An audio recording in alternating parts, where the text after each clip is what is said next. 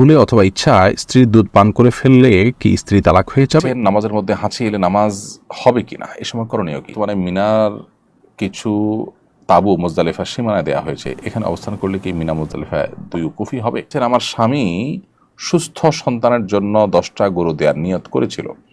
আমরা দেশের বাহিরে থাকি, এই 10টা গরু কাকে কিভাবে দিতে হবে বা গরুর সমপরিমাণ টাকা কাউকে দেওয়া যাবে কিনা? তাহলে আপনি লিখেছেন, আমি অনেক কাজে আল্লাহর কসম করেছিলাম, তারপরে রাখতে পারি নাই, এতে কি আমার পাপ হবে? কি আমল করলে পাপ মুক্তি পাবো? ভগ্নিপতি কি শালীকে বিয়ে করতে পারবে কিনা? বয়স 17, আমি বাবরি চুল রাখতে পারবো কিনা? আমার খুব ইচ্ছা করে একবার আমার স্বামীর কবরটা ছুঁয়ে দেখি, আমি কবরস্থানে যেতে পারবো কিনা? কসমের কাফারা রোজা কি ধারাবাহিক রাখতে হয় নাকি আলাদা আলাদা রাখলেও চলে? ইন্টারমিডিয়েট পর্যায়ে চতুর্থ বিষয় হিসাবে সংস্কৃত নিয়েছিলাম, কিন্তু কিছু অনুবাদে মনে হচ্ছে হিন্দুদের দেবীকে আল্লাহর সাথে তুলনা করা হয়েছে। এগুলোতে কি গুনাহ হবে? পরিবর্তন করে ফেলা? হিন্দু যদি কোনো মুসলিমকে টাকা দিয়ে বলে তুমি এ টাকা দিয়ে কোরবানি করো, তাহলে এ টাকা দিয়ে কোরবানি করা যাবে কিনা? চলুন আর বিলম্ব না করে আপনাদের ইতিমধ্যে যে সমস্ত প্রশ্নগুলো আমরা পেয়ে গেছি সে সমস্ত প্রশ্ন উত্তর দেওয়ার পালায় প্রবেশ করি। আমার স্বামীর বিধবা ভাবি এবং তার 21 বছরের একজন ছেলে আছে। এতদিন আমরা একসাথে থাকতাম, কিন্তু এখন আমাদের পরিবারের সন্তান নিয়ে একসাথে থাকা সম্ভব হচ্ছে না, আমরা আলাদা থাকতে চাই, এতে কি আমাদের গুনাহ হবে? আপনার স্বামীর বিধবা ভাবি অর্থাৎ আপনার যা তিনি আছেন, তার সাথে আপনি একসাথে বসবাস করছেন। এখন পর্দাপোশিদার অসুবিধা হবে এই কারণে যদি তার থেকে পৃথক হয়ে যান, তো সেটা মৌলিকভাবে কোনো নাজায়েজ বা অন্যায় কাজ নয়, সেটা আপনারা করতেই পারেন, বরং গুনাহ থেকে বাঁচার জন্য পৃথক হওয়াটাই নির্দেশিত। এইচএম মেহরাব হোসেন এম, আপনি লিখেছেন, নামাজের মধ্যে হাঁচি এলে নামাজ হবে কিনা, এ সময় করণীয় কি? হাঁচি যদি আসে নামাজ হয়ে যাবে, হাঁচি আসলে নামাজ হবে না এমন কোনো কথা নেই। হাঁচি আসলে হাঁচিটিকে থামানোর চেষ্টা করবেন, বা হাঁচির সময় মুখে এতে হাত দেওয়ার চেষ্টা করবেন, আশপাশে মানুষের যেন গায়ে আপনার কোনো ময়লা না যায়। জায়ান আহমেদ লিখেছেন, বর্তমানে মিনার কিছু তাবু মুজদালিফার সীমানায় দেওয়া হয়েছে, এখানে অবস্থান করলে কি মিনা মুজদালিফায় দুই উকুফি হবে?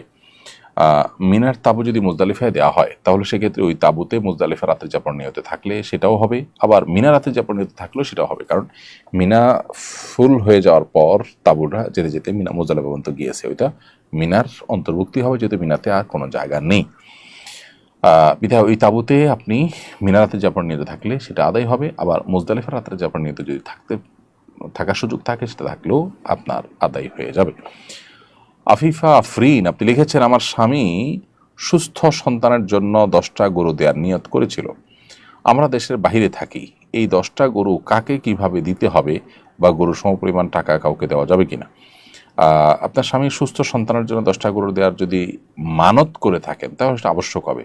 নিয়ত করেছেন, নিয়ত এবং মানতের মধ্যে পার্থক্য আছে।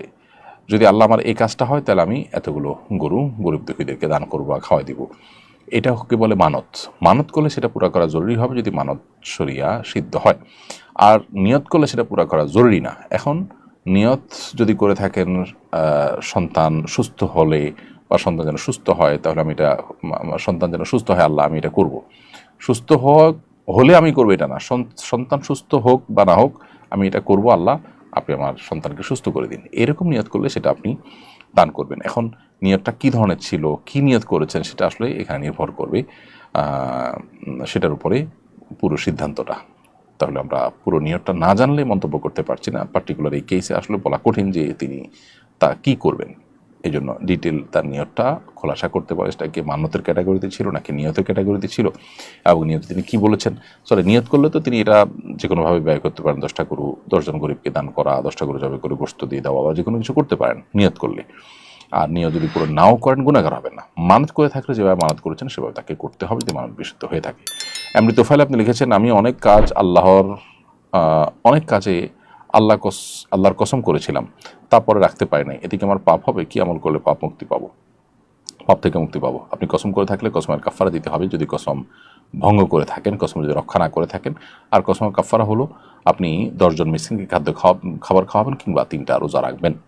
যতটা কসম ভঙ্গ করেছেন ততগুলোর জন্য আপনাকে কাফারা দিতে হবে। এভাবে প্রেমে পড়া বারণ এআইডি থেকে আপনি লিখেছেন, ভগ্নিপতি কি শালীকে বিয়ে করতে পারবে কিনা? না, ভগ্নিপতি শালীকে বিয়ে করতে পারবেন না। বিশেষ করে শালীর বোন নিজের স্ত্রী থাকা অবস্থায় যদি বোনের সাথে তালাক হয়ে যায়, বিচ্ছেদ হয়ে যায় বা বোন মারা যায়, তখন শালীকে বিয়ে করতে পারবেন। মোহাম্মদ রিয়াজ লিখেছেন, আমার বয়স 17, আমি বাবরি চুল রাখতে পারবো কিনা? হ্যাঁ, অবশ্যই রাখতে পারেন। লিয়া আক্তার লিখেছেন, আমার খুব ইচ্ছা করে একবার আমার স্বামীর কবরটা ছুঁয়ে দেখি, আমি কবরস্থানে যেতে পারবো কিনা। মেয়েদের জন্য কবরস্থানে যাওয়ার পরে ফুকাহা একরামের বিশুদ্ধ মত হলো যে তারা কবরস্থানে প্রবেশ করবেন না। একান্ত কবরের কাছে, ওয়ালের বাইরে থেকে আপনি আপনি দেখতে পারেন, জাস্ট আবেগের কারণে তাদের কবরস্থানে না যাওয়াই উচিত। বাহির থেকে আপনি দোয়া করবেন। এটা নানা কারণে হাদিসের নিষেধাজ্ঞাটি বর্তায়।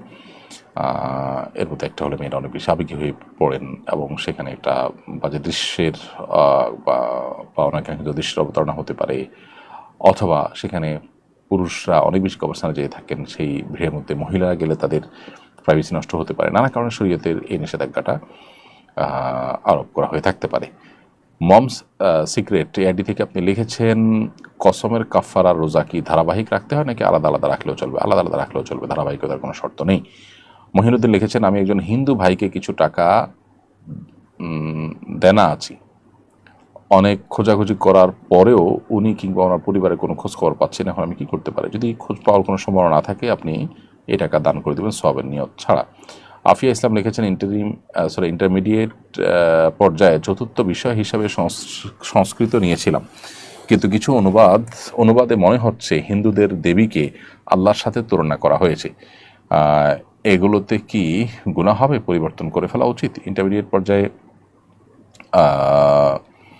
আপনার পড়ালেখা করতে গিয়ে আপনি এই যে পরিস্থিতির শিকার হয়েছেন বলে আপনি বলেছেন, সেগুলো সন্দেহাতীতভাবে বিশ্বাসের জায়গা থেকে করলে তো ইমানে যাওয়ার মতো বিষয় থাকবে।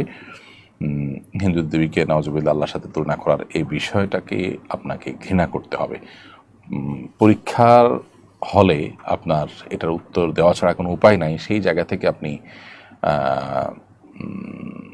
আপনার যদি লিখে থাকেন তাহলে সেক্ষেত্রে ইমান হয়তো যাবে না, কিন্তু এটা গুনাহ হবে, সন্তানদের ব্যাপারে তওবা করা উচিত। পরিবর্তন করার সুযোগ থাকলে তো অবশ্যই পরিবর্তন করে ফেলা উচিত, যেহেতু এখানে গর্হিত কাজ করার প্রয়োজন হচ্ছে। এমকে মাকসুদুর রহমান লিখেছেন, কোনো হিন্দু যদি কোনো মুসলিমকে টাকা দিয়ে বলে তুমি এ টাকা দিয়ে কোরবানি করো, তাহলে এ টাকা দিয়ে কোরবানি করা যাবে কিনা?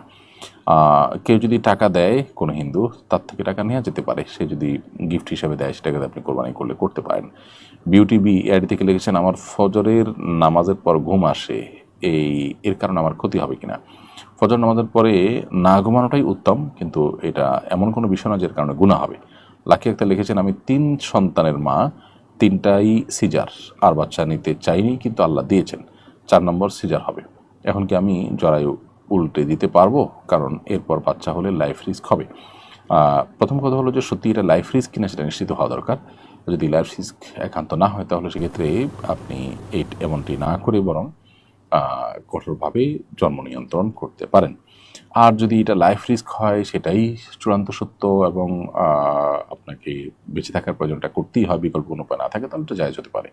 নাজমুল মিয়া লিখেছেন, বউ কথায় কথায় রাগ করে কি করব? এই জাতীয় ইস্যুগুলো নিয়ে আমাদের অনেক বক্তব্য আছে সোশ্যাল মিডিয়াতে, বিস্তারিত সেগুলো শোনার চেষ্টা করেন। আমরা সংক্ষিপ্ত ভাষণ একেবারে লাইভ শেষের দিকে আমরা স্কিপ করছি। রুবেল লিখেছেন, সরকারি খালের জায়গা ভরাট করে মসজিদ নির্মাণ করা হচ্ছে, এবার ইসলাম কি বলে? সরকারি খালের জায়গা ভরাট করে মসজিদ নির্মাণ করা উচিত হবে না। মসজিদ নিষ্কণ্টক জায়গাতে করার চেষ্টা করা উচিত। আল্লাহর ঘরকে আসামের কাঠগড়া দাঁড় করানো আমাদের উচিত নয়। আরমান হুসাইন, আপনি ইউটিউব চ্যানেল থেকে প্রশ্ন করেছেন, ভুলে অথবা ইচ্ছায় স্ত্রীর দুধ পান করে ফেললে কি স্ত্রী তালাক হয়ে যাবে? দেখুন, ভুলে বা ইচ্ছাকৃতভাবে যদি কোনো স্বামী তার স্ত্রীর দুধ পান করে ফেলে, তাহলে তার কারণে তাদের বৈবাহিক সম্পর্ক নষ্ট হবে না। এটি বিশুদ্ধতর মত এবং এটি জমহুর উলামা ইকরামের মত। কেউ এর ব্যতিক্রম বলেছেন, কিন্তু সেটি আসলে গ্রহণযোগ্য নয়।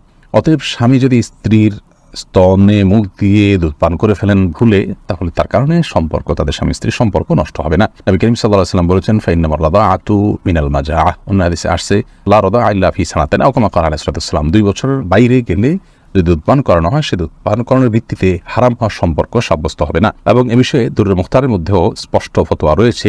এবং প্রয়োজন ছাড়া আপনার একজন মানুষ অহেতুক কর্মকাণ্ড থেকে যথাসম্ভব, বিশেষ করে যেখানে নানা রকমের রিস্ক আছে, নানা রকমের আপনার সুবিধা অসুবিধার দিক সেখানে চলে আসতে পারে।